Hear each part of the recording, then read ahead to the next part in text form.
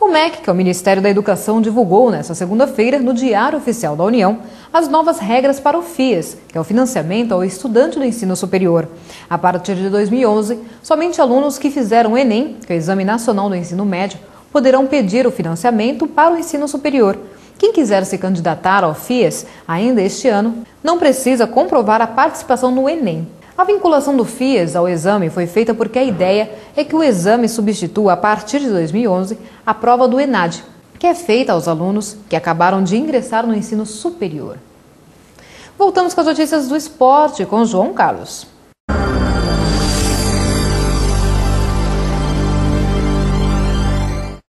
Ok, estamos de volta para falar mais de esportes. Hoje é dia do Brasil em campo na Libertadores. O São Paulo enfrenta o Universitário precisando apenas de um empate. A partida será disputada no Morumbi.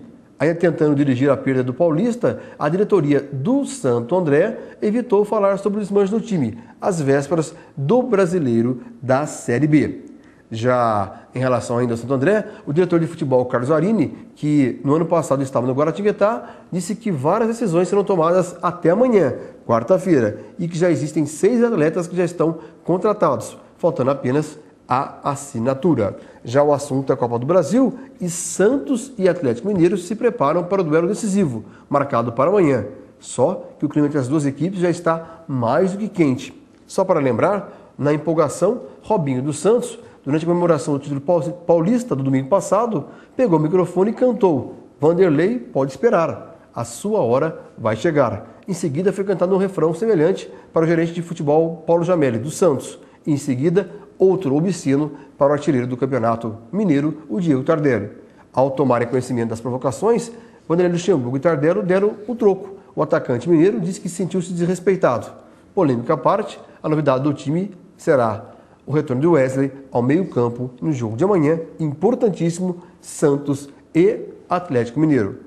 Já o São Paulo, ainda falando em relação ao São Paulo, falamos anteriormente que o São Paulo que joga essa noite. E vale lembrar, só ainda voltando a falar do tricolor, que uma eliminação hoje no jogo de São Paulo pode custar, então, o emprego do técnico de São Paulo, o Ricardo Gomes, que tem contrato até o fim da competição sul-americana. E também, se o São Paulo perder hoje, pode provocar mudanças no elenco do tricolor. Então você, São Paulino, anota aí. O São Paulo vai a campo hoje com Rogério Ceni, Cicinho, Alex Silva, Miranda e Júnior. Rodrigo Souto, Hernanes, Jorge Wagner, Marlos, Washington e Dagoberto na frente. Portanto, é o São Paulo que joga nesta noite no estádio do Morumbi. Então é só esperar para ver o que acontece com o São Paulo. E amanhã tem tudo sobre Libertadores, Copa do Brasil e muitas informações esportivas. Falamos de esportes em especial para o RBC Notícias. Vistoria realizada neste ano apontou a falta de 447 médicos de diversas especialidades em 4 hospitais da Prefeitura de São Paulo. Em média, cada unidade está em falta de 112 profissionais, o que provoca a queda de alguns atendimentos, segundo a Comissão de Saúde da Câmara Municipal, responsável pelo levantamento. Entre os serviços que tiveram queda estão a emergência e as cirurgias, setores utilizados inclusive por pacientes conveniados. A Prefeitura nega a falta de médicos e diz que o número cresceu 45% desde 2004, passando de 8.606 para 12.496.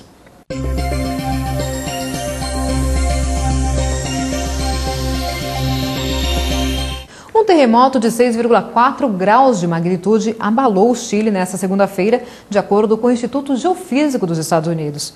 O tremor de terra aconteceu na região de Biobío, ao sul de Santiago, às 19 horas no horário local. Segundo o órgão, foram registrados 11 tremores de terra ao longo do dia no Chile. O epicentro deste último terremoto foi localizado a 10 quilômetros de profundidade. E ainda falando de tremor, mas agora no Haiti, uma ocorrência de magnitude de 4,4 na escala Richter foi registrado nesta segunda-feira no Haiti, o que causou pânico nos moradores da capital Porto Príncipe, devastada em janeiro por um forte terremoto. O tremor foi registrado às 14 horas e 21 minutos locais. a uma profundidade de 10 quilômetros e a cerca de 40 quilômetros a oeste da capital haitiana. Anteriormente, um tremor de magnitude 4 já havia aterrorizado os moradores de alguns bairros da região leste da cidade, onde muitas pessoas saíram imediatamente de suas casas com medo de novos desmoronamentos. Confira a previsão do tempo em todo o país. Na imagem de satélite de hoje, observamos uma banda de nuvens sobre parte do sul do Brasil. Estas nuvens estão associadas à presença de uma frente fria de fraca intensidade e com característica subtropical, ou seja, o jato em altitude que dá suporte a esse sistema é o jato subtropical. Fraco, um pequeno ramo fraco se encontra sobre o estado do Rio Grande do Sul, por isso esse sistema está com fraca intensidade, não está provocando chuva significativa sobre parte do sul do Brasil. No entanto, no decorrer do dia, esse sistema de fraca intensidade deverá se desintensificar ainda mais e se deslocar para o oceano. Na faixa central-oeste aí da América do Sul, principalmente sobre o Mato Grosso do Sul e parte do Peru e da Bolívia, observamos algumas áreas de instabilidade, já favorecida pela canalização das nuvens aí, em função desse sistema frontal no sul do Brasil, e pelo calor calor e umidade vindos da Amazônia. Então, por isso, a gente observa aí alguma nebulosidade sobre parte do Mato Grosso do Sul e principalmente do Mato Grosso. Tá? Na faixa norte do Brasil, novamente observamos as nuvens mais significativas, as nuvens mais carregadas, principalmente sobre o estado do Amazonas, Roraima, Amapá, Pará, norte do Tocantins e norte do Maranhão. Essas nuvens aqui estão sendo formadas pelo forte calor, alta umidade do ar e estão sendo intensificadas principalmente no extremo norte pela zona de convergência intertropical, aquele sistema que comentamos aí nos últimos dias, que se posiciona sobre o Oceano Atlântico, próximo à linha do Equador. Esse sistema faz com que as nuvens fiquem mais carregadas, principalmente entre o Amapá e o norte do Maranhão. Nas demais áreas do país, principalmente na faixa central, ainda permanece o tempo com pouca nebulosidade. Aqui na faixa leste da região nordeste, observamos nuvens, algumas nuvens, principalmente nuvens baixas, associadas ao transporte de umidade do oceano para o continente e de uma área de baixa pressão, tanto em superfície como em altitude. Isso favorece aí com que as nuvens fiquem bem carregadas, principalmente entre o recôncavo baiano, o leste de Sergipe e o leste de Alagoas, inclusive com chuvas significativas sendo provocadas no dia de ontem. Agora a gente passa para o mapa de previsão de tempo. Nesta terça-feira, a gente observa aqui que essa frente fria no sul do Brasil ainda provoca chuva em parte do sul, dos estados da região sul do Brasil.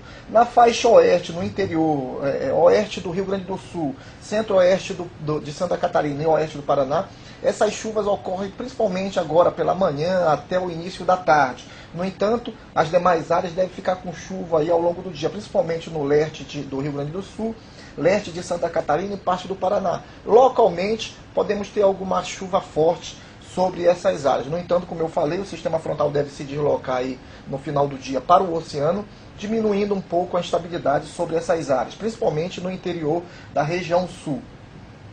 Sobre o Mato Grosso do Sul, parte do Mato Grosso e parte do estado de São Paulo, deve chover aí no decorrer do dia, pancadas localizadas principalmente em parte de São Paulo, inclusive na capital, podem chegar aí no final do dia. Chuvas localizadas, mas que podem chegar a parte da capital paulista e região metropolitana, inclusive no Alto Vale do Paraíba. Algumas cidades do Vale do Paraíba pode chover de forma localizada entre o final da tarde e a noite do dia de hoje.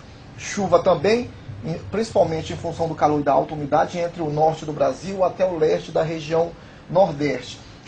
Volta a chover forte novamente sobre o Pará, Roraima, Amapá, Amazonas, Pará, em parte do centro-norte do Maranhão, áreas localizadas do Piauí. Chuva forte em todas essas áreas em função do calor da umidade, intensificada pela presença da zona de convergência intertropical posicionada sobre o Atlântico. Chove também na faixa leste, aí a gente chama atenção porque a chuva contínua que deve ocorrer entre o nordeste da Bahia, leste de Sergipe e de Alagoas, deve provocar aí algum acumulado significativo e pode provocar transtorno na população, principalmente porque já choveu bastante no dia de ontem e deve voltar a chover no dia de hoje novamente. Então a gente pode ter aí algum transtorno, principalmente de deslizamento de encostas em algumas áreas entre o nordeste da Bahia e Alagoas. E na grande área mapa a grande área clara do mapa, haverá predomínio de sol, ainda com umidade baixa em algumas áreas, principalmente no norte de Goiás, Distrito Federal, norte e noroeste de Minas Gerais